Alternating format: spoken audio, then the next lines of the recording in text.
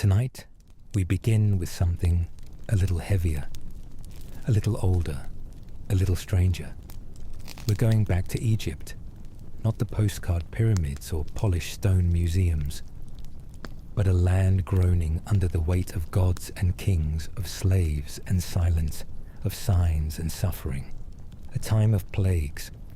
So, before we wander too deep into the Nile, take a second to like the video only if this kind of slow, weird, ancient storytelling is your thing, if it helps you fall asleep, if it gives your mind a place to rest. Subscribe. And in the comments, tell me, where are you listening from? What time is it for you right now? It's always incredible to see this little quiet community stretch across the world. Now close your eyes and step softly with me into a kingdom of gold and grain, where gods were carved in stone, kings spoke as if they were divine, and one quiet man with a staff walked back into the land he fled from, to speak the words, "Let my people go." It didn't begin with thunder, it began with a whisper. Egypt was quiet that night, not silent. No night in Egypt was ever truly silent. There was always the rustle of papyrus in the canals, the flick of a cat's tail against mud brick, the soft creak of date palms bowing to the wind. But it was quiet enough that if you stood still long enough, truly still, you might have felt the weight of something shifting beneath the stars, something old waking up. Not in Pharaoh's palace, where golden ankhs and lapis lazuli walls whispered nothing but pride. Not in the temples of Horus or Ra, where incense curled around stone mouths carved to never speak, but in the wilderness, a scrubland, a desert that had no name, only wind. And there, among the rocks and the silence, stood a man with dust on his sandals and a staff in his hand that no longer felt like his own. His name was Moses, but he had many names: murderer, runaway, stranger, shepherd. Now, he had one more: messenger. He hadn't asked for it, didn't want it, tried to argue against it. "I can't speak well," he said. "I'm not the one." But the voice from the bush that burned and wasn't consumed, it hadn't asked for perfection. It had asked for presence. "Go. Say what I tell you. Let my people go."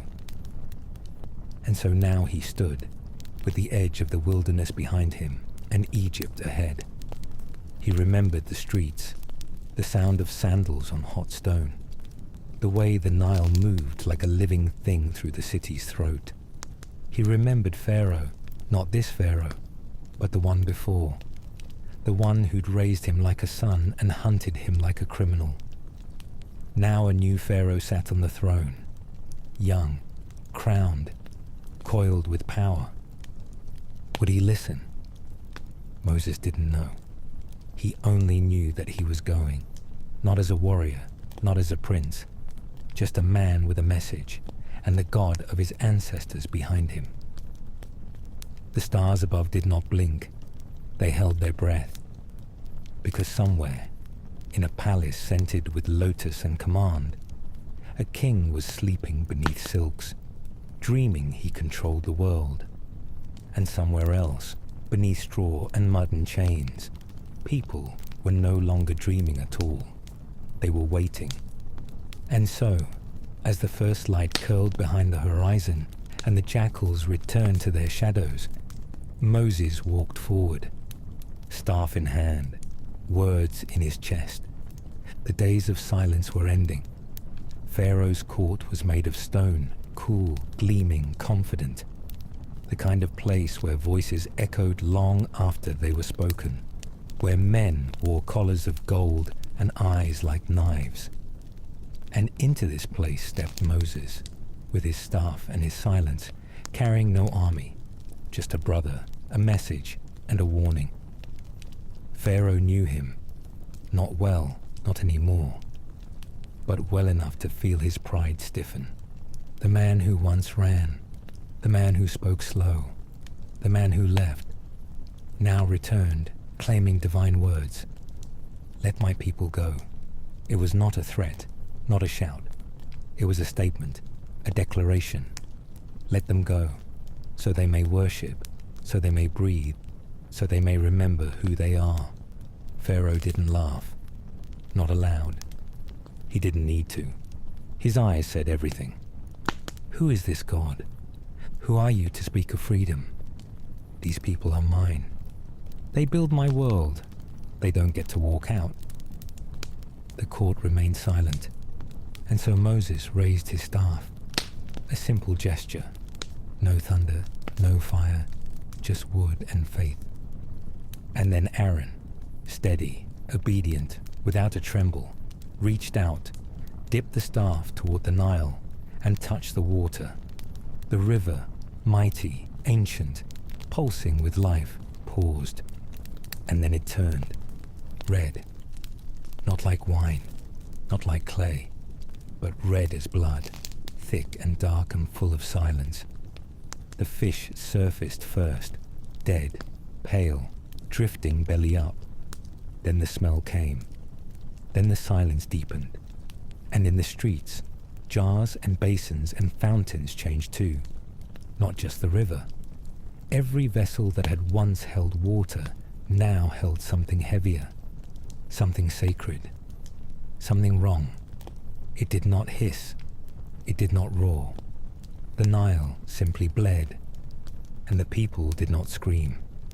They watched. The women fetching water dropped their jars. The children stared. The elders whispered old prayers they thought they'd forgotten. Pharaoh stood at his balcony. He didn't flinch. He called his magicians, and they mimicked it. They took bowls of clean water and turned them red as well. He shrugged. The gods had not been defeated, he thought. They had been matched, and Moses was sent away. But in the streets, the water stayed blood. The fish were not revived. The children grew thirsty. The servants dug new wells and found nothing but bitterness. The city held its breath for 7 days. And still, Pharaoh's heart did not bend. It was only the beginning. A whisper. A first knock on the door. The Nile had turned to blood. And still, Egypt refused to listen. Night in Egypt often hummed with life. The chirp of insects, the croak of frogs from the marshes, the soft splash of water against stone banks. Background music for a kingdom built along a river. No one feared frogs. They were common. They came and went with the floods. Children chased them. Priests honored them. The goddess Heket, frog-headed and ancient, was said to breathe life into the newborn. But tonight something was different. It began in the delta. One frog, then two, then dozens, crawling from the water as if summoned. Not hopping, but moving with purpose, like they knew where they were going. By morning, they were in the market squares. By midday, in the grain stores and baths.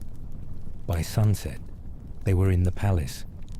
Pharaoh heard them first, not with alarm, but with annoyance. The croaking came in waves, distant at first, then swelling through the marble halls like a chant. He ordered the windows shut, then the doors, then the gates. But it didn't stop.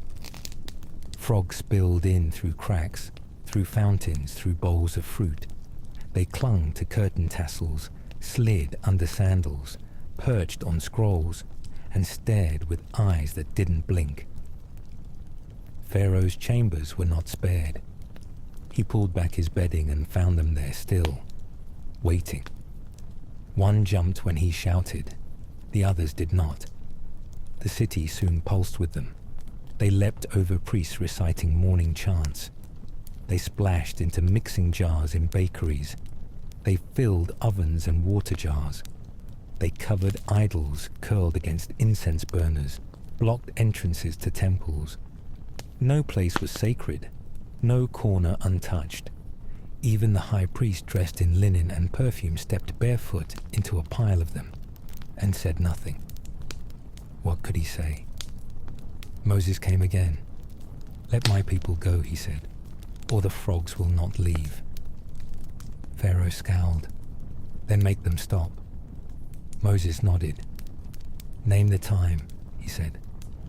And Pharaoh, perhaps thinking it all a trick of timing, chose the next day, and so it happened. The next morning, the croaking stopped. Just like that. The frogs, thousands, maybe millions, lay still. In kitchens, in beds, in robes and rugs and rivers. Gone. Dead. Everywhere. Egypt reeked of rot. The temples smoked with incense in a losing battle. The markets poured oils and spices into the streets. But the scent of death, small, amphibian death, lingered. It crept into dreams. And Pharaoh's heart, it stayed hard.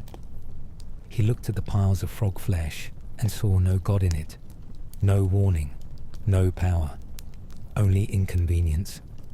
And so he said no. Again, the frogs had come. They had filled the land. They had died. And Egypt still refused to listen.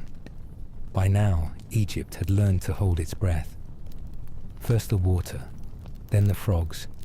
Each time, the land was touched. Each time, Pharaoh hardened.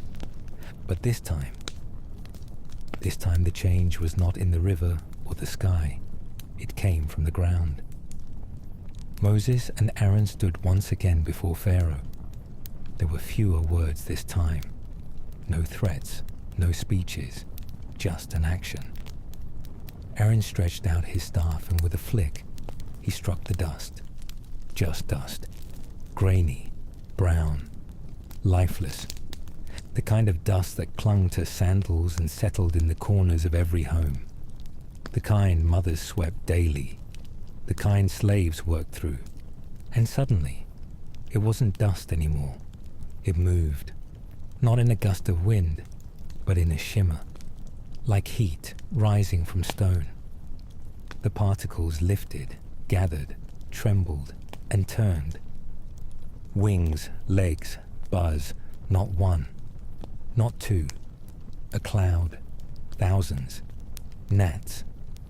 They weren't large. They didn't sting. They didn't howl. But they were everywhere. Eyes, noses, throats, blankets, hair, bread. Every breath came with a twitch. Every blink with a flinch. The smallest plague so far, but somehow the most invasive. Pharaoh tried to ignore them, but the buzzing would not stop. He called for his magicians again. They came, hands already tired from mimicry. They tried, but the dust did not obey them. They chanted, they waved, they threw powders into the wind. Nothing changed. And then, one of them said it. Not loudly, not for the crowd, just to Pharaoh. This is the finger of God. Not trickery, not illusion, not sleight of hand, something else. But Pharaoh would not listen. Not to Moses, not to Aaron, not to his own sorcerers. He brushed the gnats away from his brow and walked back into his hall, as if shutting a door could end the buzzing. It did not. That night, Egypt itched. The rich and the poor, the priests and the farmers. They scratched and coughed and rubbed their eyes raw. The dust, once lifeless, had been called to life, and even the earth was beginning to rebel. The fourth sign didn't arrive like the others. There was no transformation, no river turned, no dust rising. It came on wings and on noise. At first, it was only a hum. Software familiar, the kind of sound you swat without thinking. But then it thickened. The air itself began to vibrate. Walls quivered, curtains shifted. Children covered their ears and ran inside. It was as if a single thought had taken wing and multiplied.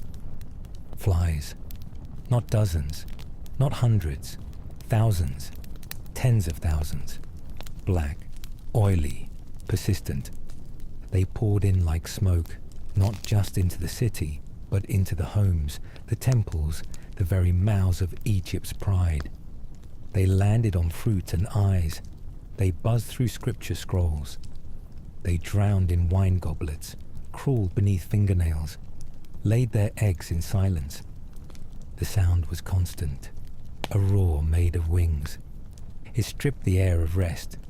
And yet, just a few miles away, still Egypt, still under the sun, a strange calm remained. In Goshen, where the Hebrews lived, there were no flies, not one. The air was clean, the animals were untouched, the grain unspoiled. A line had been drawn, not with swords, not with maps, but with mercy. Pharaoh heard of it. He didn't believe it at first. He sent riders, messengers, priests. They returned with confused faces. There are no flies there, they said. Just sun and quiet and families who keep working and waiting and praying. Pharaoh began to sweat. He called Moses. He didn't shout. This time he bargained. "You may go," he said. "Go sacrifice, but do it here, in the land." Moses shook his head. "Our worship would offend your people. Let us go 3 days into the wilderness. That is what the Lord asks." Pharaoh clenched his jaw. "Fine, go, but don't go far, and pray for me." So Moses did. He walked outside, lifted his staff, and the flies departed. Gone, as if sucked into the sky, as if they'd never existed. The city took its first full breath in days. Children uncovered their ears. Mothers opened the windows. Priests dusted their altars. But Pharaoh, he hardened again. When the silence returned, so did his pride. He would not let them go. And in the distance, a storm gathered. Not one of weather, but of reckoning. The flies had come and gone. And now the plague would deepen, from the air to the flesh. The Egyptians worshipped many gods. Some took the form of men, some of birds, others of bulls and cows, strength, fertility, provision, the power of hoof and horn. Their temples were lined with statues of beasts. Sacred animals wandered the courtyards of priests. Oxen were marked with signs. Cattle were blessed in festival. To Egypt, livestock was more than wealth. It was divine.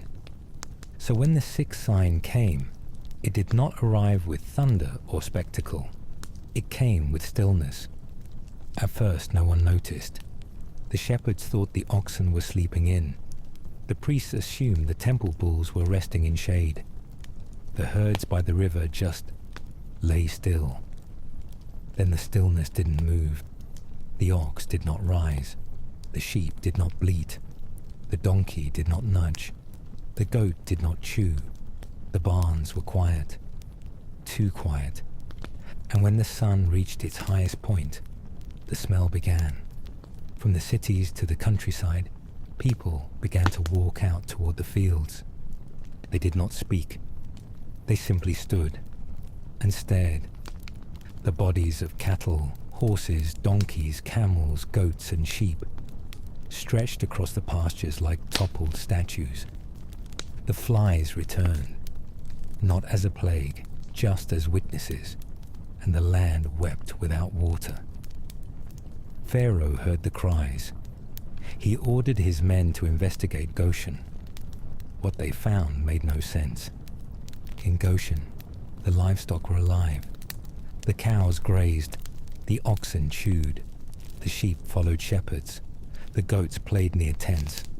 Not one animal had died, and still Pharaoh would not listen. He looked at the empty stables and did not feel loss. He looked at the full fields of Goshen and felt only jealousy. He clenched his fists and turned away. The gods of Egypt were silent, their altars quiet, but Pharaoh's pride remained loud, so the fields lay empty, the carts unmoving, the ploughs untouched, and in every home a deeper fear began to take root. If even the gods could not protect their animals, what would protect their bodies? The body had always been sacred in Egypt.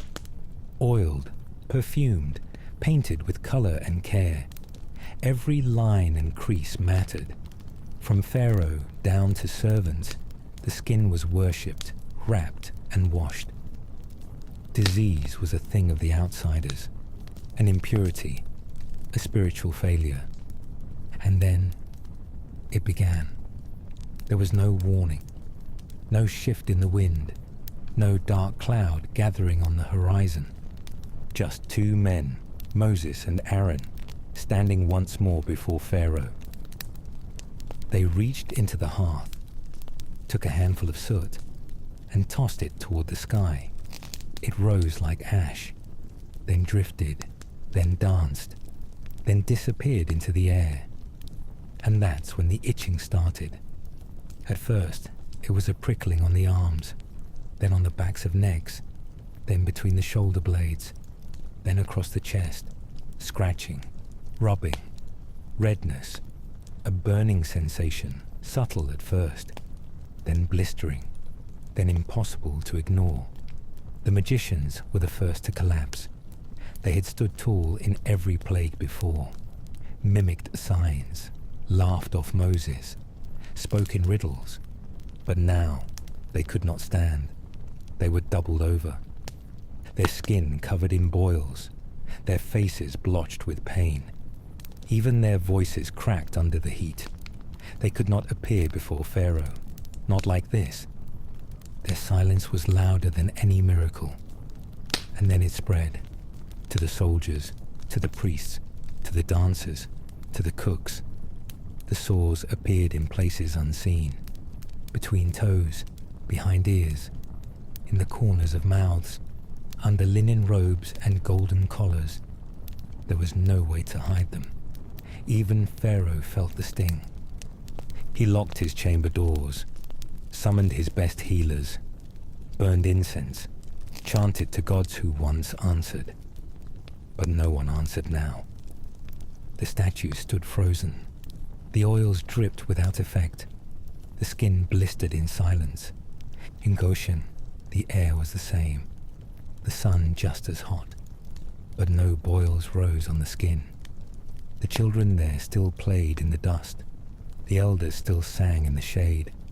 No one wept from pain. And Pharaoh, seeing this, clenched his jaw. Still he would not listen.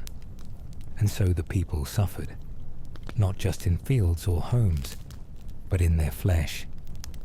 Egypt was learning what pride feels like when it reaches the surface. Not thunder, not fire, just pain that will not go away no matter how many gods you call. The skies above Egypt had always been predictable. Sunrise like clockwork. Clear skies, blue and wide and still. Even the storms that came in winter passed quickly. A brief wind, a darkened horizon, a cleansing rain. The heavens, it was said, were the realm of the gods. Ordered, stable, blessed. But today, the sky was different. Moses stood again before Pharaoh. He did not raise his voice. He didn't have to. This time, he said, God will strike from above. Anything left in the field, man, beast, crop, will fall beneath hail and fire. Take shelter. Listen. You were warned. And with that, he left. The court mocked him. Some rolled their eyes, but others paused. A few of Pharaoh's servants looked at the sky, and then at their animals, and then they believed. Some rushed to bring their slaves inside. Some herded cattle into shelters. A few called their children home early from the fields, but most stayed outside, waiting, daring, The sky was clear after all. And then, a wind. Cold, strange. The kind of chill that didn't belong in Egypt. The sun disappeared behind something not quite a cloud. The light dimmed. The air shifted. Then the first stone fell. Not rain. Stone. A piece of hail, hard as fired clay, shattered the silence. Then another, and another, and then 100 at once. They came like arrows, then like boulders. Not soft snow, not playful ice, but weapons from the sky. The fields screamed. Cattle cried out before being crushed. Slaves ran and slipped in mud that turned to slush and stone. Trees snapped, wheat flattened, fires sparked between flashes. Because the hail did not fall alone, it fell with fire. Fire in rain, ice and flame. Heaven unraveling. No roof was safe, no path was clear. The noise was endless. Like a war no one could see, only feel. Pharaoh stood at his window and saw his kingdom shatter in pieces the size of fists. He turned pale, and for the first time, he didn't summon. He sent for Moses. "I have sinned," he said. His voice shook. "Pray to your God. Tell him to stop. You may go. I will let you go." Moses looked him in the eye. "I know you," he said. "You still do not fear the Lord, but I will pray." And Moses raised his hands, and the hail stopped, just like that. The silence that followed was worse than the storm, because it revealed what was left. Flattened grain, split trees, wounded animals, bodies beneath tarps, smoke trailing from fields where fire had kissed the earth. And Pharaoh, his voice softened, his pride cracked, but not broken. When the calm returned, so did his stubbornness. He changed his mind, again. And so Egypt looked up and wondered what else the sky might do. The storm had passed, but the land was still bruised. Trees leaned sideways. Fields wore craters. Grain stood flattened like the breath had been knocked from it. Pharaoh walked his palace in silence, not because he was grieving, but because he was calculating. He had said they could go, then changed his mind. Again, he thought the sky had finished its fury, but the sky was only part of the story. Now came the wind. Moses returned. This time, he didn't wait for Pharaoh's permission. He spoke plainly. "If you refuse," he said, "locusts will fill your country tomorrow. They will eat what's left. What the hail spared, gone. Every green thing, every memory of harvest." Pharaoh's servants looked up, then at their king. "How long will you let this continue?" they whispered. "Let the people go. Let them worship. Egypt is already ruined." But Pharaoh hesitated. He summoned Moses again. "You may go," he said, "but only the men. The rest must stay." Moses shook his head. "All of us, young and old, with flocks and herds. This is not a trick. This is worship."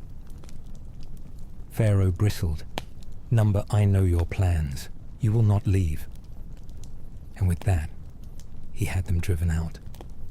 Then, the wind began. A steady east wind. It blew all that night, and all the next morning. People shut windows, shaded their eyes, covered the mouths of their wells, and by afternoon they saw it. A wave across the sky. Not a storm, not birds, but wings, countless, unending. The locusts came like a shadow with weight. They landed softly, but with purpose. First one, then hundreds, then thousands, then millions. They blanketed the fields, covered the trees, settled into cracks between bricks and folds of clothes. They didn't bite, they didn't sting. They simply ate, and ate, and ate. Whatever the hail had spared, they found it. Green stalks disappeared in seconds. Fruit vanished. Leaves were devoured. Bark was stripped. Even the buds on the fig trees, gone.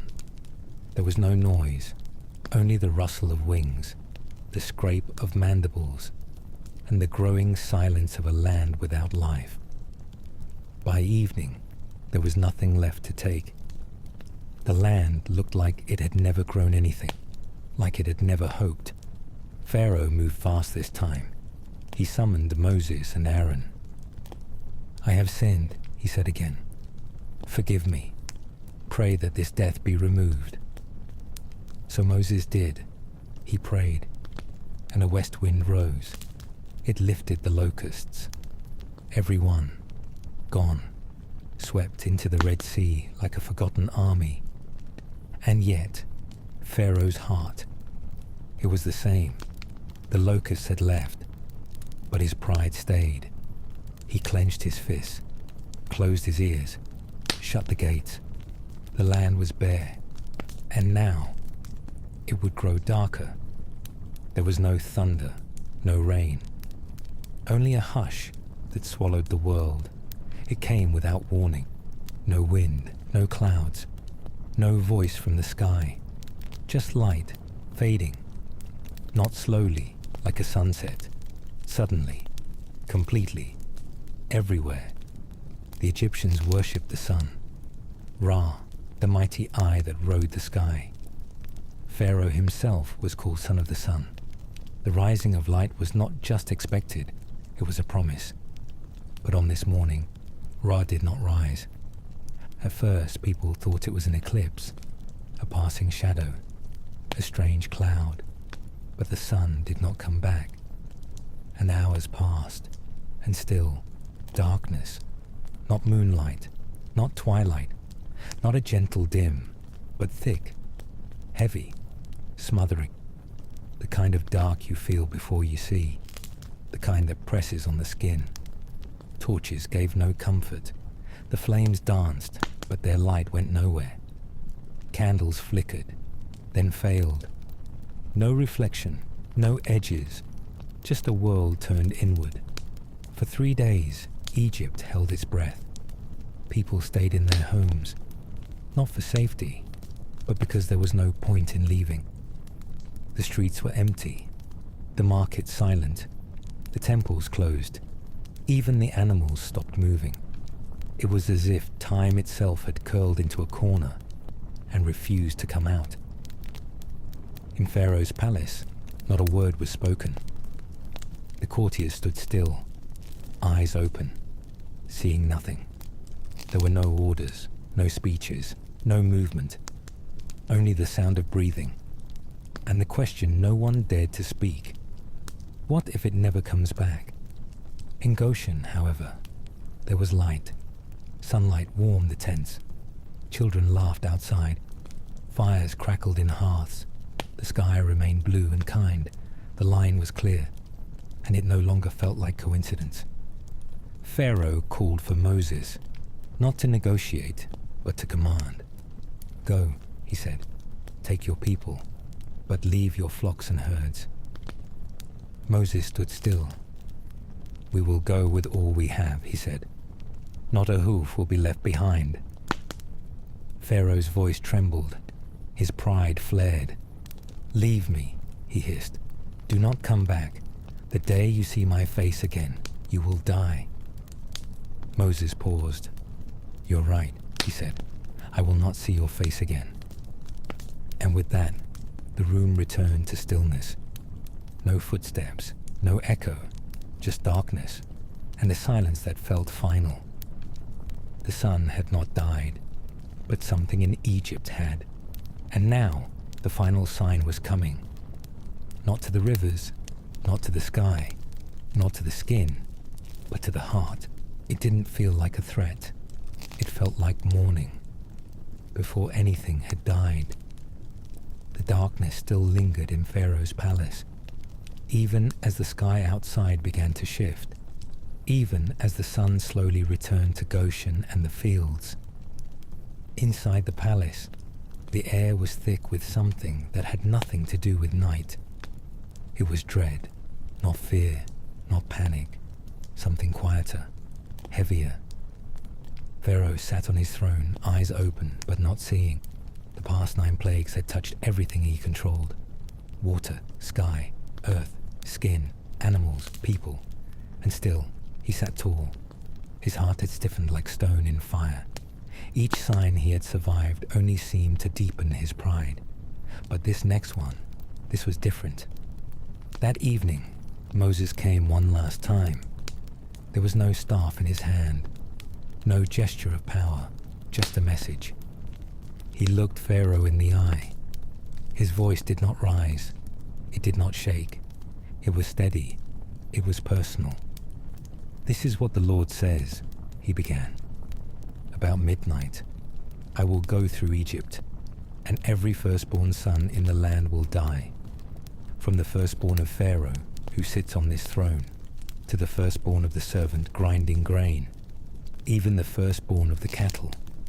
There will be loud wailing throughout Egypt, worse than there has ever been, or ever will be again."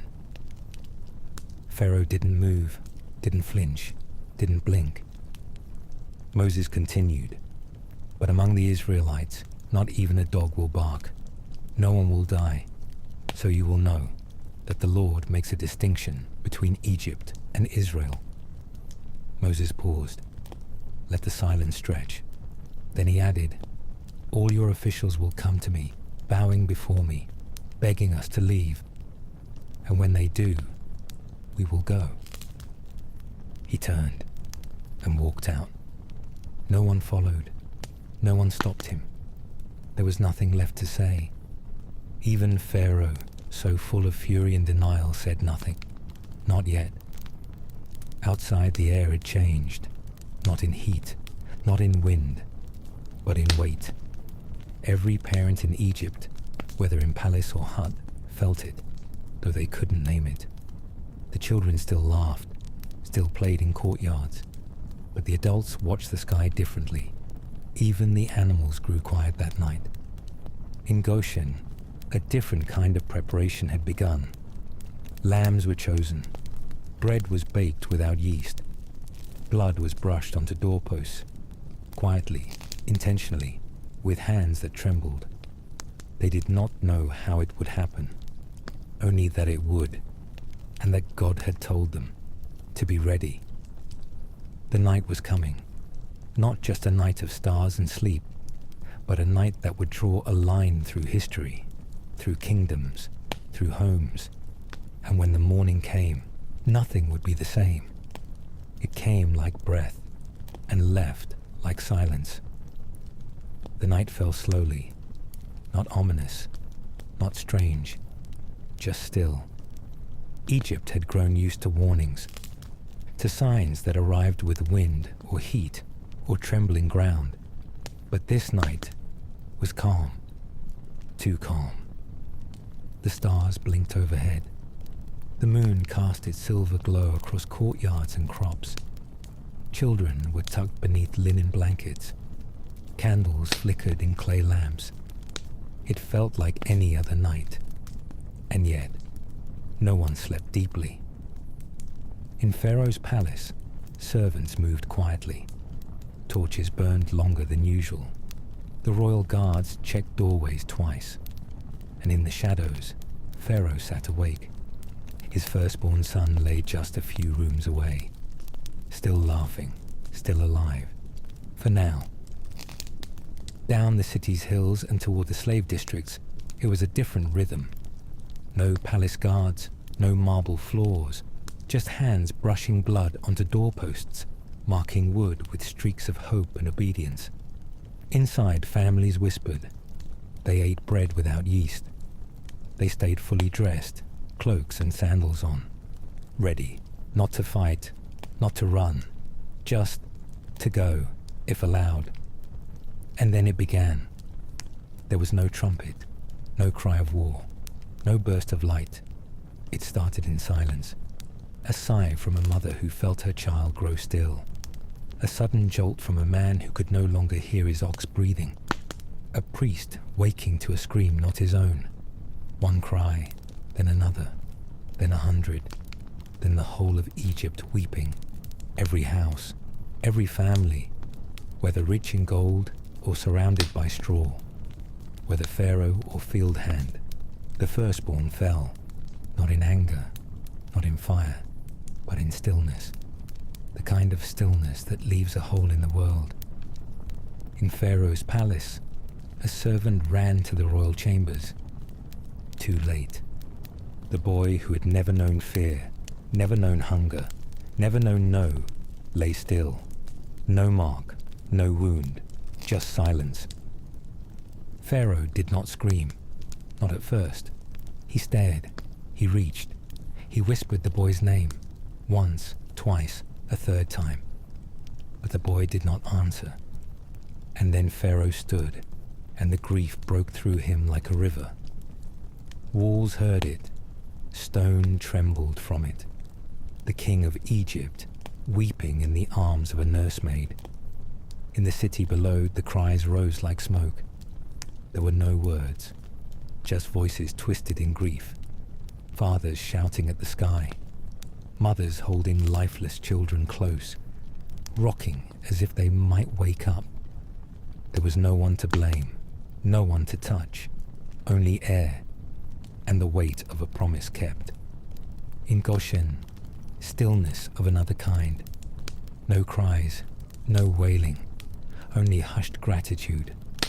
Lamps kept low, children asleep. Fathers standing near doors with staffs in hand, mothers holding blankets tighter. And the mark on the door, quiet and red, caught the moonlight like a silent shield. Morning did not come easily. When the first light crept over the horizon, it did not feel like a new day. It felt like the end of something. And in Pharaoh's chamber, where incense still burned and priests stood useless, the king finally broke. He called for Moses, and this time, he didn't argue. "Go," he said. His voice cracked. "Leave my people. Take your flocks. Take your herds. Take your children. And go." He paused. "Just bless me before you leave." And with that, the door that had been shut for generations finally opened. Freedom, not with swords, but with sorrow. The chains were broken not by battle, but by grief. And Egypt, wounded and wide-eyed, watched as the slaves began to gather their things. No marching, no banners, just quiet movement, thousands of feet stepping forward. And somewhere beyond the city, the wind stirred the sand, as if even the earth knew nothing would ever be the same. They didn't run, they walked. It wasn't loud. There were no shouts, no victory chants, no thunderous stampede through palace gates. It began in shadows, in whispers, in bundles hastily tied with cloth, in hands holding children close, in eyes still red from weeping, but lifted. The Hebrews did not flee. They left, on their own feet, under their own weight, with backs straight and faces forward, not as prisoners escaping, but as people finally released. Pharaoh had given the word, not because he believed, not because he repented, but because he could not bear to say no again. The cost had grown too high, the silence of his son too heavy. So he let them go. And so, beneath the faint blush of dawn, they gathered. Families, once separated by taskmasters, now walked side by side. Men who had only known bricks and straw now carried staffs and satchels. Women who had known only quiet grief now held hope in their arms. The children, they asked questions. Where are we going? Will there be food? Is Pharaoh still angry? And the adults smiled, not because they knew the answers, but because they no longer feared the questions. The Egyptians watched them leave, some from behind veils, some from rooftops. Some stood with silent reverence, as if they were witnessing something holy, and some pressed gifts into their hands: silver, cloth, gold jewelry, oil, bread, as if to say, please, go in peace, and don't let your God look back on us again. And so the people walked. Thousands, tens of thousands, mothers, sons, widows, laborers, all stepping forward into a future still unwritten. No maps, no schedules, no destinations clearly marked, only a promise and a presence. They carried bones, the bones of Joseph, who had once dreamed of this, who had ruled in Egypt, but asked to be buried elsewhere. Now they would carry him home, wherever home would be. And at the front, Moses walked with quiet determination. He didn't lead like a warrior. He didn't shout commands. He didn't wave a banner. He simply moved forward, his staff in hand, his eyes on the horizon. And beside him, a pillar of cloud, high, still, soft. Not smoke, not mist. Something other. It stood tall, hovering above them by day, and when night came, it would burn. A pillar of fire, not to destroy, but to guide. A light for those who had only known shadow, a warmth for those who had been left cold for generations. The people did not cheer, they did not dance, but they moved, and with each step, the sound of chains faded behind them. The groan of Egypt grew fainter, and the promise, the one whispered to Abraham long ago, began to take shape. Not in a throne room, not in battle, but in footsteps, in faith, in the dust stirred by a people finally free. The way forward didn't open until there was no way back. The journey had just begun, but already the people were afraid. Freedom sounds glorious from a distance, but walking into the unknown, without walls, without maps, without any place to sleep but sand and stars, it shakes even the strongest heart. They had left behind chains, yes, but also routines.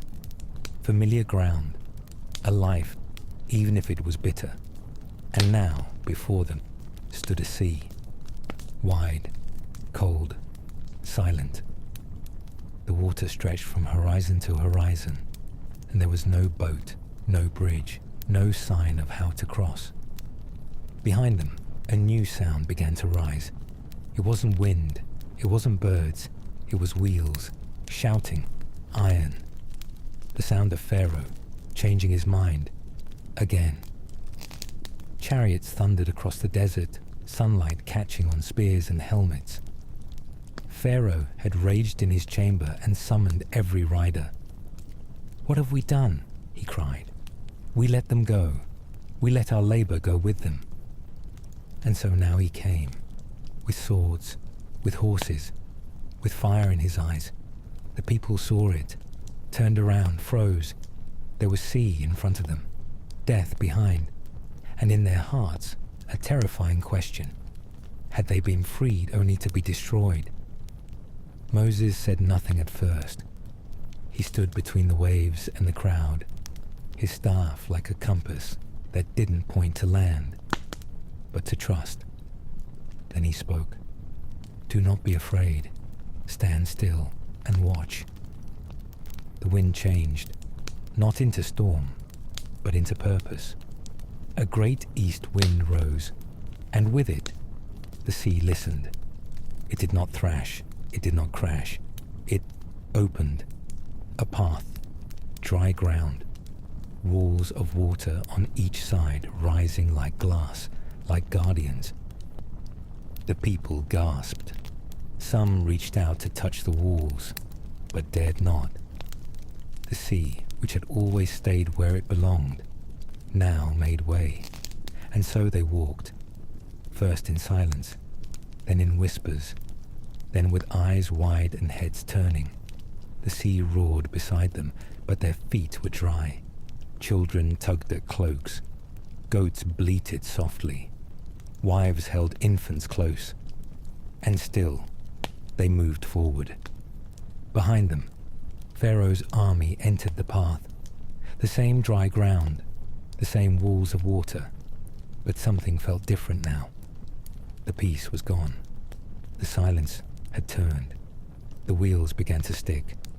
The sand beneath the chariots turned soft. And then, Moses lifted his staff again. The waters returned, first in trickle, then in tumble, then in thunder. And every horse, every sword, every shout was swallowed. The people turned and saw what was no more. The waves smoothed over as if nothing had happened. The sea was calm again, but Egypt's strength was gone. And there, on the opposite shore, beneath a sky washed clean, a free people stood. Not with cheers, not with chants, just breathe and awe and the quiet realization they had crossed something more than water. The sea was behind them. Gone were the chariots, the chains, the sandaled soldiers shouting orders. Now came silence, but not the peaceful kind. The wilderness was dry, wide, and endless. It didn't welcome, it didn't resist. It simply was. At first the people rejoiced. They sang, they danced. Tambourines rang against open sky. Their feet were sore, but their spirits were light. They were free. But freedom does not feed the stomach. And it wasn't long before the desert heat, the endless walking, the aching legs and empty pots began to speak louder than gratitude. There was no bread, no onions, no lentils or leeks, no stew over fire, not even the bitter herbs of Egypt, just wind and sand and hunger. The people began to murmur. Why did we leave? Did Moses bring us out here to die? At least in Egypt we had food. They forgot the whip, the burden, the nights of weeping. Hunger makes strange memories. Moses stood before them, not with anger, but with a sadness. He didn't defend himself. He didn't argue. Instead, he turned his face to the sky, and God answered, not with thunder, not with fire, but with a promise. In the morning, I will rain bread from heaven. Gather what you need, just for the day. No more, no less. The next morning, when the people stepped out of their tents, they saw it. Not bread, not exactly, but something soft, white, delicate.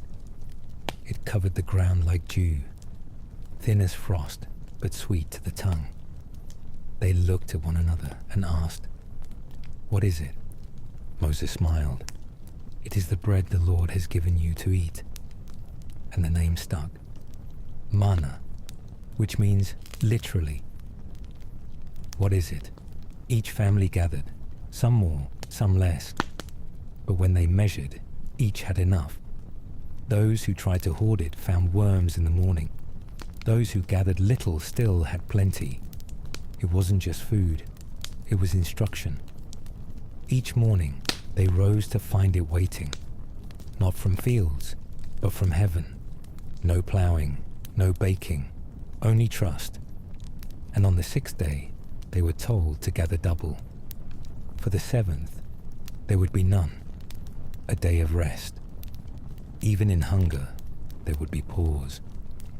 And the manna somehow did not spoil. In that quiet between walking and waking, between empty hands and full hearts, the people began to understand. Freedom wasn't about having everything. It was about learning to receive just what you need, when you need it.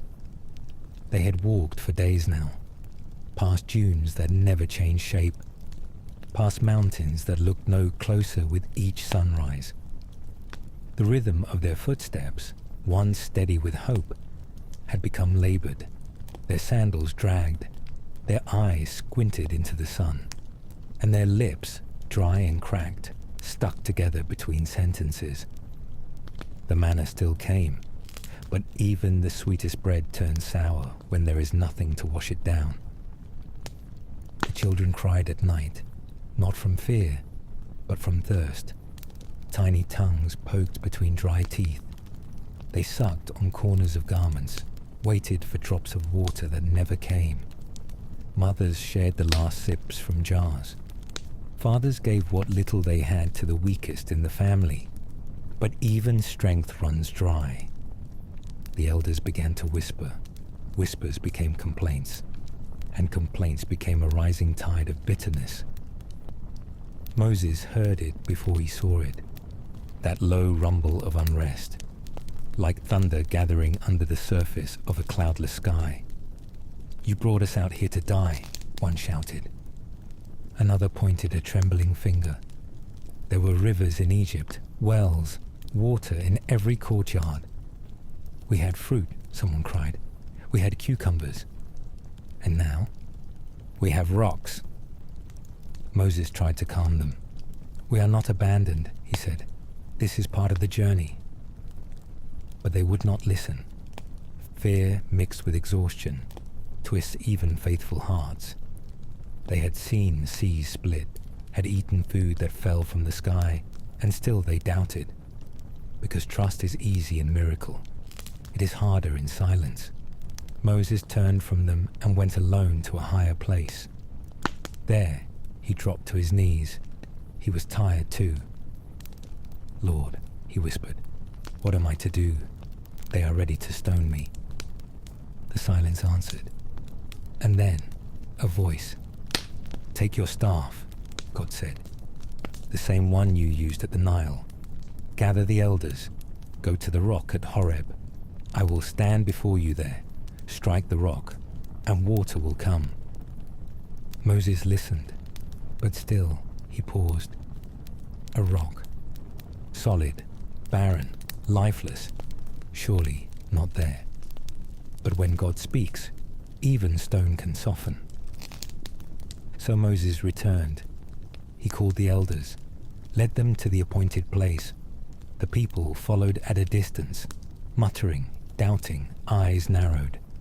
He stood before the rock, just a rock, worn by centuries of wind, unmoved, unmoving. He lifted the staff and struck. At first, nothing. A hush fell. Even the wind seemed to stop. Then, a crack, a sigh from deep within the stone. And suddenly, a stream burst forth, clear, cold, pouring with purpose. The water rushed down the stone's face, spilling into the dust, soaking it, turning powder into clay, dry ground into life. The people surged forward. They cupped their hands. They fell to their knees. Mothers filled jars. Children splashed in the flow. Sheep bleated with relief. The desert drank and was satisfied. There was laughter again, and tears. And behind them, Moses stood still, watching, not triumphant but thoughtful. He named the place Massa, testing, and Meribah, quarreling, because even in the miracle there had been resistance. Even after deliverance there was doubt. And yet, God gave. Not because they deserved, not because they believed, but because He is faithful, even when they were not. Water from the rock, a lesson written not in thunder, but in mercy. A whisper through stone, a promise poured out when the people were at their thirstiest and least thankful. The journey through the wilderness had become a rhythm. Wake with the manna, walk when the cloud moved, rest when it stopped, repeat. They had water now, enough food, and the memory of Egypt was beginning to blur, the pain fading first, the habits fading last. They were not yet a nation, not yet a people who knew who they were, just wanderers with freedom and no direction. Until the cloud stopped. Before them rose Sinai, a mountain, ancient and quiet, its jagged peaks clawing at the sky. It was not lush, it was not welcoming, but it was waiting. The people made camp at its base. They pitched tents, built fires, watched the mountain. And Moses, he climbed, not halfway, not a little, all the way to the top. The people watched him vanish into the mist, his figure swallowed by distance and cloud. They waited, 1 day, 2, then 3. When he returned, his voice had changed, his eyes too. He told them, God has spoken. And then he told them to prepare. Wash your clothes, he said. Purify yourselves. Do not touch the mountain. Do not cross the boundary. God is coming down. 3 days of silence followed. 3 days of nervous hands and hushed prayers. 3 days where time stretched like the horizon. And then the morning came. Not gently. Thunder cracked, not in the distance, but directly above. Lightning laced the sky in jagged silence. Then came the sound, not just noise but vibration. The ground shook, the people fell to their knees, and the mountain, it burned, not with wildfire, but with purpose. Smoke rose like a living thing, thick, black, coiling upward into the heavens. Trumpet blasts rang out, long and loud, growing stronger, sharper, as if the sky itself were calling the people to attention. The people trembled. Children buried their faces. Animals cried out. Fathers shielded their eyes. And then, a voice. Not from Moses, from the fire. It spoke not in whispers, but with thunder. 10 words. 10 commands. Clear, unyielding, echoing off stone and into skin. I am the Lord your God. You shall have no other gods before me. You shall not make idols. Remember the Sabbath. Honor your father and mother. Each word struck like a chisel, not on tablets, but on hearts. And the people, they begged for it to stop. Speak to us through Moses, they cried. We cannot bear the voice of God directly. And so, God did. But the message had been delivered. Not in suggestion, not in story, but in command. When it was over, the fire dimmed, the smoke thinned, the thunder receded, and the mountain stood still again. But no one moved, not yet, because they had heard it.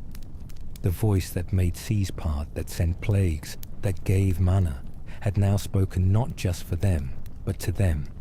And they were no longer just wanderers. They were a people, a covenant people, marked not by chains, but by law. Moses was gone, back up the mountain, again, this time longer. 40 days, 40 nights, too long. The people waited, for a while. They gathered manna. They told stories around fires. They stared at Sinai's smoky peak. But as the days stacked like stones, the silence turned from sacred to suspicious. Where was he? The man who walked into fire and didn't burn. The one who faced Pharaoh and made rivers turn to blood. Had the mountain swallowed him? Had God changed his mind? And if he had, what now? Who would lead? Who would speak? Who would tell them what to do? So they turned to what they could see, to what they could shape. They turned to Aaron, Moses' brother, the one left in charge. Make us gods, they said, something we can follow, something we can worship. Aaron hesitated, just for a moment. Then, he nodded. He told them to bring gold, from earrings, from necklaces, from the treasures the Egyptians had given in fear and sorrow. He melted it down, shaped it with hands still trembling from Sinai's memory, and from the fire came a calf, golden, shiny, solid, not alive, but visible. And the people danced, they sang, they laughed, they celebrated like slaves who had never been set free. They called it by the name they should have never used. This is the God who brought us out of Egypt. And the mountain shook. God saw. Of course he did. And his voice burned with grief and fury. Go down, he said to Moses. Your people, not mine, have corrupted themselves. Moses descended, the tablets in his hands engraved with the fire of heaven. He heard the music before he saw the camp. Laughter, drums, feet stomping. Then the calf, the glitter of gold, the twisting of truth. His face, once full of light, darkened. He raised the tablets and smashed them against the rocks. Stone cracked, words shattered, and the party stopped.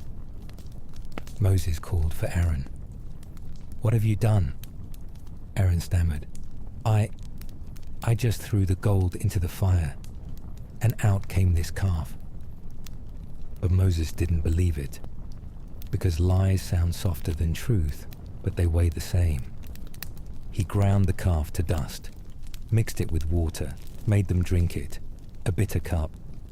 Gold turned to grit on the tongue. That night, the camp was quiet. The fire burned low. Eyes stared into nothing. They had seen a mountain on fire, heard God's own voice, and still they forgot, because waiting is hard, and silence makes idols easier to build than patience. God had every reason to leave. Instead, he stayed, just outside the camp. The golden calf was gone, ground to powder, poured into water, swallowed in shame. But the air still felt heavy, not with dust, with distance. They had broken something, not just rules, not just stone tablets. They had fractured trust. The God who spoke from fire had been exchanged for one shaped by fire. And the silence that followed wasn't empty. It was loaded. What would he do now? Moses returned to the mountain. Again. He pleaded. He fasted. He listened. And when he came back down, he had no thunder in his voice. Only a quiet instruction. We will build a tent, he said. Not a temple. Not yet. A meeting place. Outside the camp. Where I will go to speak with him. So they built it. A simple structure. Not grand. Not glorious. But sacred. Set apart. A space between heaven and earth. They called it the tent of meeting. Whenever Moses went to the tent, the people stood at the entrances of their own tents. They watched. They waited. And when he entered, a pillar of cloud, that same presence they had followed through desert winds, descended. It hovered at the door, like a guardian, like a friend. Inside, Moses spoke, not as a prophet trembling before thunder, not as a servant groveling for mercy, but as one speaks to a friend, face to face, heart to heart. The God who had every right to leave chose to stay, not among them, but near. A presence just outside the circle of their failure, close enough to hear, but distant enough to be honored. Joshua, young and loyal, remained even after Moses left. He lingered in the tent, watched the cloud, breathed in the silence, learning not just the laws, but the presence. And slowly, hope began to grow again. Not because the people were good, but because God was faithful. They were a people still learning, still stumbling, still forgetting. But God was still willing to meet. Time moved differently in the wilderness. There were no clocks, no city bells, only the rhythm of cloud by day and fire by night. Walk, rest, gather, wait, repeat. And slowly, as the days passed, the people began to change. Not all at once. Some mornings still came with grumbling. Some evenings ended in doubt. Old habits died hard, but something deeper was being written, etched not in stone, but in their story. Children who had never known Pharaoh's whip learned to say the name of Yahweh. Fathers who once begged for straw now taught their sons how to build tents. Mothers no longer wept in secret. They sang lullabies of manna and pillars of fire. Even their footsteps began to feel different, less like escape, more like pilgrimage. They were no longer just Hebrews, no longer refugees of Egypt. They were becoming a people, a nation, not one built on land yet, but on memory. Memory of plagues, of parting seas, of bitter water turned sweet, of mornings when heaven touched earth in bread flakes, of failures and forgiveness. The tent still stood at the edge of camp, a quiet reminder God was there, still speaking, still listening, not in flashes, not in fury, but in presence. Every time they gathered, they remembered, not just what they'd done, but what had been done for them.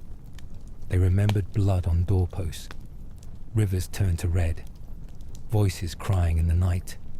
They remembered the lamb, the silence before the parting, the freedom that tasted like fear at first, then like honey. And they knew, even if they didn't fully understand, that they were being shaped into more than survivors. They were being made into witnesses, carriers of a story, a covenant, a name. Their journey wasn't over. The promised land still waited. Giants still stood ahead. Battles would come, more laws, more lessons. But this wilderness, was where they learned who they were. Not in palaces, not in cities, but in tents, and silence, and cloudlight. They were not yet home, but they had been held by a God who spoke from fire, and walked in smoke, and gave water from stone and bread from sky.